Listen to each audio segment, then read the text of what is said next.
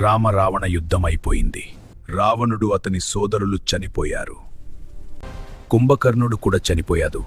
కుంభకర్ణుడి భీమసుర అనే కొడుకున్నాడు. రామ-రావణ యుద్ధ సమయంలో అతను లంకలో లేదు. మహావిష్ణువే రాముడి రూపంలో వచ్చి తన తండ్రి కుంభకర్ణుడిని చంపాడని విష్ణువు మీద కోపం పెంచుకున్నాడు.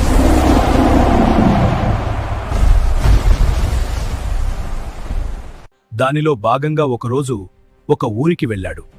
ఆ ఊరిలో అందరూ శివుడి భక్తులని గ్రహించి అందరినీ చంపేస్తాడు. నా భక్తులనే చంపుతావా అని ఆ అసురుడిని మహాశివుడు చంపేస్తాడు. అసురుడు చనిపోయాక ఆ ఊరి ప్రజలంతా మహాశివుడిని అక్కడే ఉండిపోమ్మని అడుగుతారు.